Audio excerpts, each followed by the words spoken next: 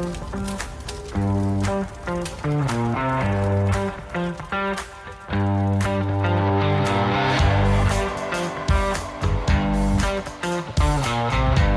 and welcome to Fire Headlines, where we cover the hottest topics in fire service news. I'm your host, Samantha Didion, and today I am joined by the panel, Chief Bob Horton and Chief Jeff Buchanan. Also joining us today is special guest Chief Chris Blume from Meridian, Idaho. Chief Blume is a community risk reduction expert and teaches CRR courses at the National Fire Academy. Thank you for joining us today, Chief Blume. Thank you for having me. Privilege. This month, Fire Headlines has reached a benchmark of over 10,000 downloads. Thank you to our amazing listeners for all of your support. To celebrate, we're introducing a new segment to the show that should make our panel of former Las Vegas firefighters feel right at home. This new segment is called Dealer's Choice. Jeff is sitting in the dealer's chair today to discuss, you guessed it, community risk reduction. We're taking a look at an article published in Fire Rescue One that was written by our very own Bob Horton. Jeff, can you give us an overview of this article and talk to us about some of the takeaways you found? Yeah, great. First, awesome to be here, Samantha, BOB, virtual high fives all the way around for the 10,000 downloads. This is awesome. Great to be here, Chief Blume. Thanks for joining us. Well, it's not just because I love my man, BOB, that I dig the article that he wrote. And I can tell you for me, as I perused and then read again with detail, the article that Bob put together, I had three main takeaways. And I think that they're meaningful to me and hopefully it can help inspire the discussion. The first one, unfortunately, CRR is not sexy. It just isn't sexy. So it's hard to get people to get behind it, even though that it should be sexy. And Bob really, really points this out. And it takes me to a kind of a military metaphor for the KC-135 refueling group. And they came up with a really cool acronym, and that is NKAWTG. NKAWTG. And what that stands for is nobody kicks ass without tanker gas. And so in the fighter pilot community, you're either driving, you're working the yoke, you're moving that weapon system through the air, or you're not. But the reality is you need to refuel. You need the rest of the community in order to put that airframe in the air and make it so effective, which brings me to the point number 2. Everybody has to get behind the mission. In the article specifically, Bob brings it up. He retells the story of John F. Kennedy when he's talking to the janitor about NASA. He said, what are you doing here? And I loved it. The janitor said, hello, I'm here to help put a man on the moon. And I think that parallel works in the fire service too. It doesn't matter if you're working in payroll. It doesn't matter if you are working in dispatch. Everybody, community risk reduction should be everybody's job, and it's everybody's mission. Everybody has to believe in that mission, because although we're fantastic reactors, we put the fire out. If we could stop the fire from happening, stop the fall from happening, stop the cardiac respiratory arrest from happening, then we're all better. We all have to believe in that mission. And then the third point I take away from it, it gets a bit cliche, but it's just something that we have to do. We have to have a paradigm shift.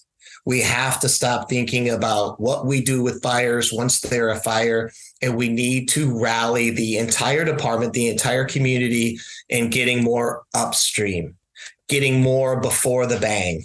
And those are the impressions that I took away from the article. And I just think, Bob did a great job of outlining the problem and really kicking it back to the community. And I think that's where this whole thing starts. We got to get after community risk reduction.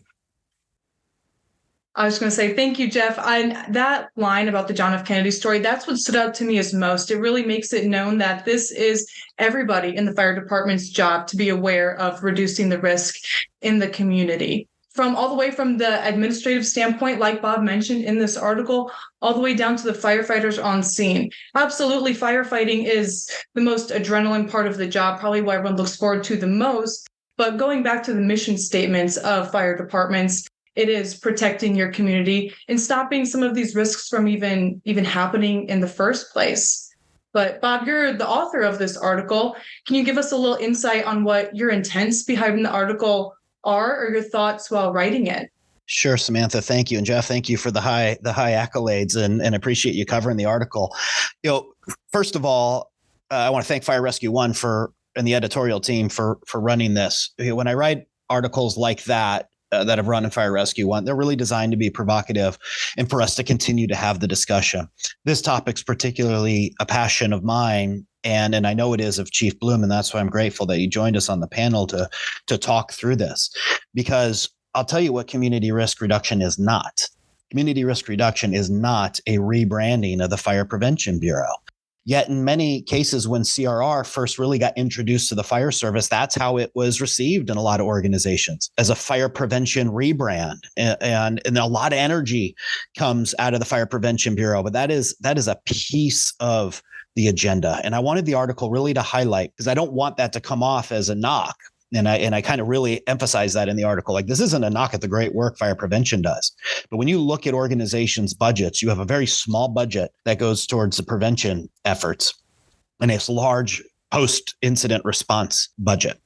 And that disparity is part of the issue, like part of the problem, that we're not investing enough in how to reduce risk across our community. And if you look at other risk agencies, and I highlight Department of Homeland Security as this large scale example of where it is just flat unacceptable as us in terms of providing for public safety to accept a negative outcome. And so we really embrace this idea of counterterrorism, for example, that we are turning over every rock to identify risks of terrorism and lowering or eliminating those risks where possible. Public safety is an abstract concept. What does it mean to be a safe public? And what does it mean for us to be in the public safety business? And when we start to unpack that more broadly, where I feel we get to is we have to lower risk. To increase public safety, we have to lower risk. To lower risk, we have to understand risk, which means we have to study it. And we have to have great data collection and data analysis and be able to take that abstract concept of public safety, define it into measurable, quantifiable risk, and be intentional and deliberate about how we work collectively as an entire organization to manage that risk. Gone are the days where we just sit and wait for bad things to happen and say we did a good job because we minimized the ultimate effect of that. And that's what I hoped was the catalyst for discussion. The articles I write are about provoking conversation and about us challenging assumptions of what we do in this industry, and hopefully put communities and quality of life within the communities at the forefront. Because after all, that's what fire and emergency services, in my view, is there to do. Bob, I'll tell you, I really appreciate your comments there. And certainly, Jeff, I appreciate your three takeaways. And there's a theme, I believe, that sort of transcend both of your comments. And I think that what's transcendent of the comments is the way that the fire service is positioned within the communities in the United States. We are a victim of our traditionalism, of our iconography. We are a response system. We pride ourselves in our response. I mean, the metrics that we measure are response times, unit hour utilization, all of these, to use Jeff's term upstream, these are all downstream.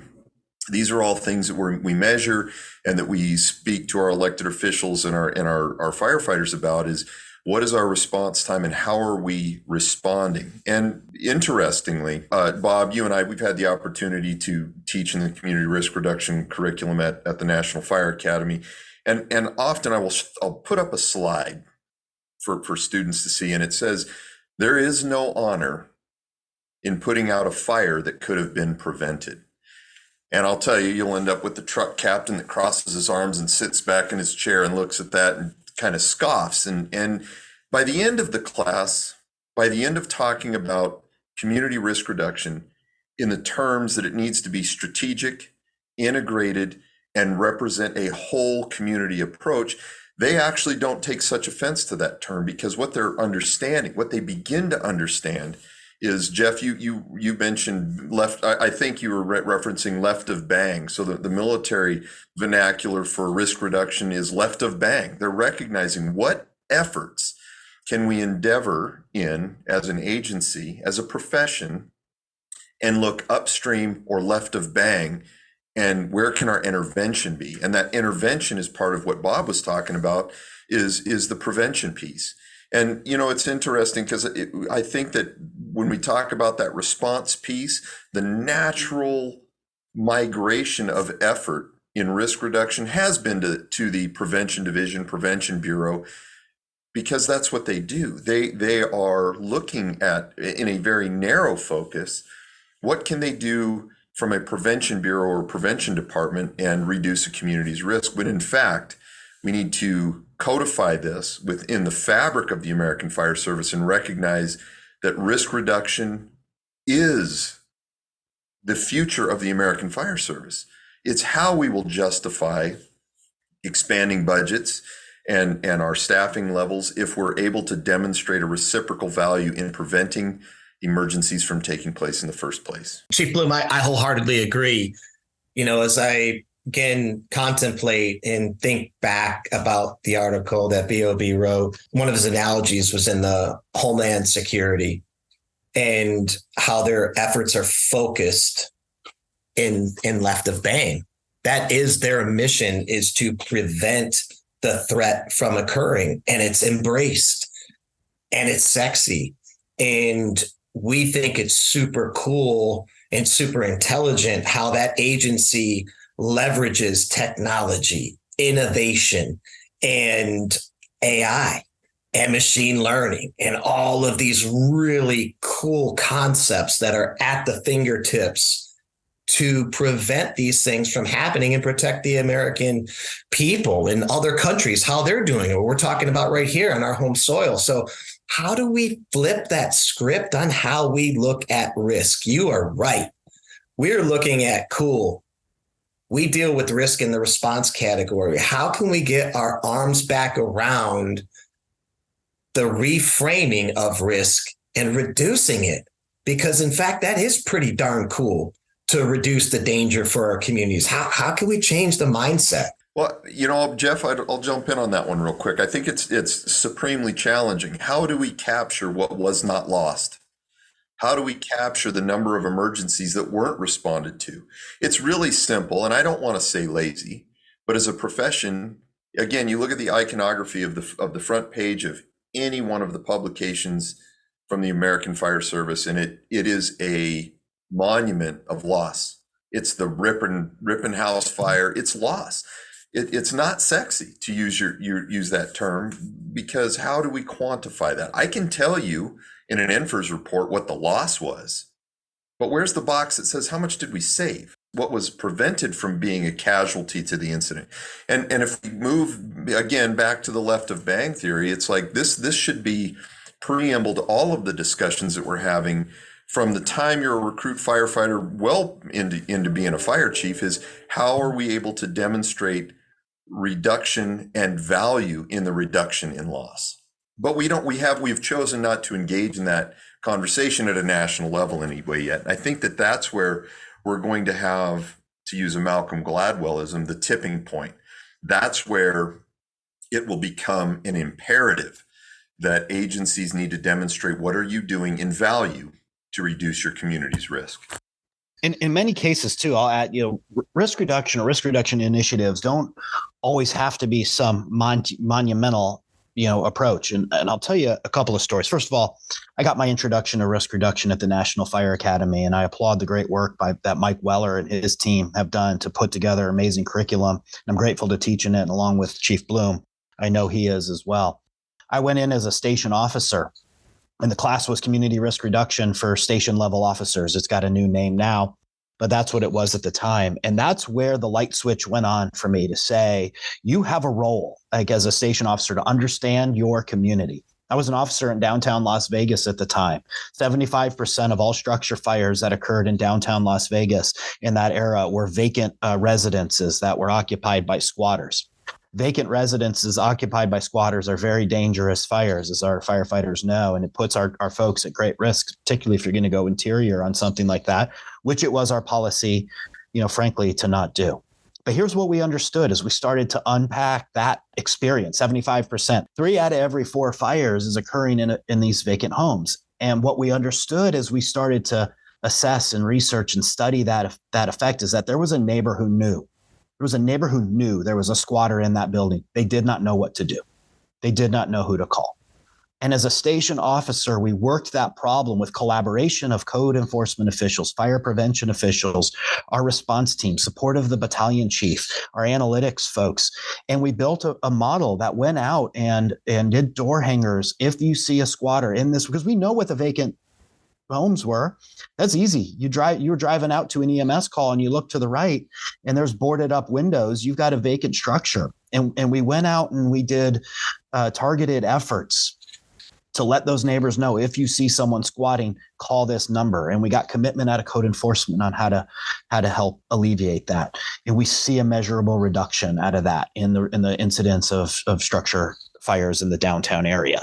You could multiply that. That is an easy concept. That was a very low cost, low friction approach to reducing risk in that particular response area. In Oregon, we had a great story that it doesn't pin medals and awards on people. And this is what's unfortunate. And I think that's part of the point of what Chief Blume was making in prevention. Because if you're a firefighter and you sling a ladder to the second story of a building and you pull out a kid over your shoulder and get them out to safety, you are getting an award somewhere in front of a large audience and you're going to be celebrated.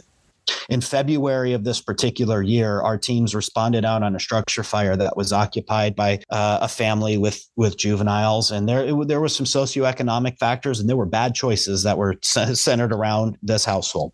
That's not really the point of the story. But there are these factors that initiated an initial structure fire. Well, our operations folks with our prevention team interfaced with that family, had conversations about exit drills in the home and escape routes out of the structure. They installed, it was somewhere in the 6 to 8 or so smoke alarms throughout that house to allow for notice, because they had no working smoke alarms at the time we were in that house for a fire in February. I bring up bad decisions because we end up back at that fire, or at that household in April, with fire now ripping out the second story window. What we had was children who were outside that structure, who safely exited from the second story, were able to jump to the ground and escape. Now, I can't prove to you that our efforts of teaching those kids and putting in those smoke alarms evacuated that building in that April fire, but you also can't convince me that they didn't. Like, that effort that our teams went through prevented a loss to those kids. And the award, we gave awards, right, to those folks. We recognized them in our organization, but they weren't hauled up on the stage at FRI and provided a major award. And we've got to figure out how to celebrate those wins, because that kind of stuff is going on in our organization. But we have to do it at scale. We can't just wait for bad things to happen and respond and high five and celebrate the fact that we did it after the fact. And you know what, Bob, I want to hear what you and Chris has to say about it. So I got this theory that part of this challenge is modifying expectations. And what I'm talking about, and this goes back to another article that you wrote, Bob, and that is, what did you get into this job to do? Managing the expectations of the incoming firefighter to say, you know what? Yeah, you're right. In your other article, you talk about some of these calls that you go on that, again, I'll use the phrase, really isn't sexy, but we are going to expect you to be extremely proficient at fighting fires and doing all of the high impact, high danger things. But we're also going to need you to work tirelessly to reduce the risk of the community from the event ever happening. It's an all hands on deck approach. It is everybody counts. It takes a village, pick the metaphor. And to me, my theory is this has got to begin early as we speak about fire departments, as we recruit for firefighters, as we manage their expectations, because then we can change the culture. Tell me I'm crazy. Jeff, I think you hit the head of a nail significantly when you say that we need to manage the expectations and we need to instill in these individuals a sense of, I will say, ownership within the community beyond the agency. And, recruitment, retention, these become important when we hire people. How are we attracting them? What images and what sort of statements are we making about our profession? Because I can tell you the ones that are most popular are bunker gear and fire. This is the draw, this is the attraction. And so I think that if we're honest with ourselves and we recognize the need for strategic integrated community risk reduction, it happens in the recruitment. And then it happens in the academy. The fire academy should not be 40 hours a week for 20 weeks of slaying the dragon. There needs to be some space and understanding and education to the members of what it is to be a risk reduction practitioner, because that's what their goal is. And every aspect of the job that they're doing becomes important to reducing risk, whether it's checking your turnouts, reducing your personal risk, checking the apparatus, reducing the risk of an accident on the way to a call.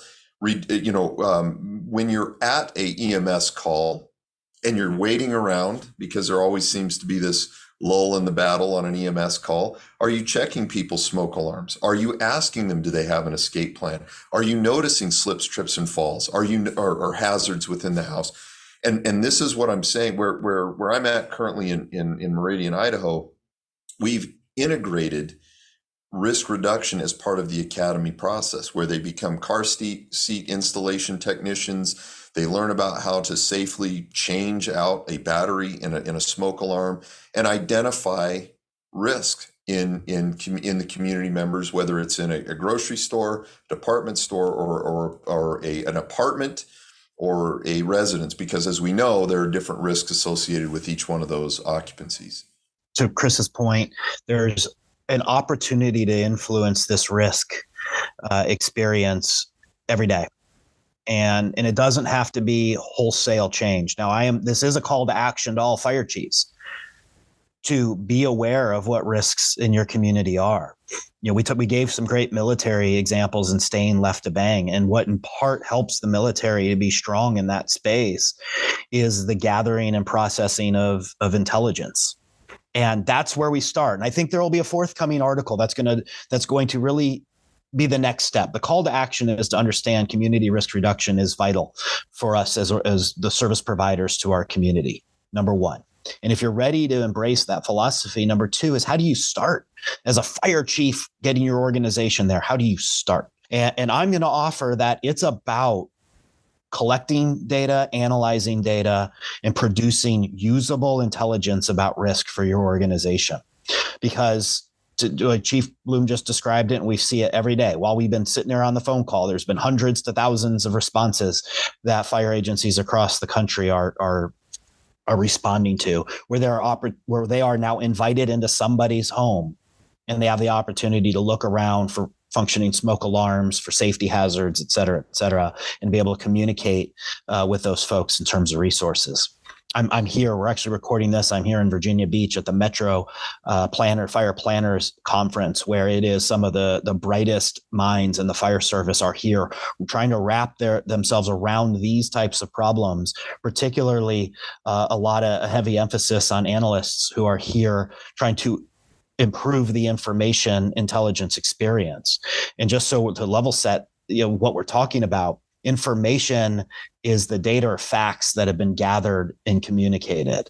Intelligence is the product of the analysis of the information. So how do we get information that's useful? How do we process that information through analysis to become intelligence? And how does that intelligence become operationalized throughout our organization in this context of risk? That's where I would argue is where we have to start as an organization. And also embracing what it is that Jeff had to say. This concept has to be taught at the very basic level of entry-level firefighters. But to the point in the article, if you work under the patch or the brand of Fire and Emergency Services, you also need to be trained and taught on community risk reduction. Absolutely. Chief Blume, do you have contact information that our listeners could have to reach out to you if they have any questions regarding community risk reduction? So yeah, Samantha, to continue the discussion, you can connect with me on LinkedIn. Perfect. Thank you, Chiefs, for joining us today. And thank you to our listeners for tuning in for our first segment of Dealer's Choice. A link to the article we discussed today can be found in the show notes. If you haven't already, be sure to subscribe and spread the word about our podcast to help us reach our next goal of 20,000 downloads. If you have a question for the panel, please reach out to us at fireheadlines@wfca.com and let us know what's on your mind. We'll see you back here next week for more Fire Headlines.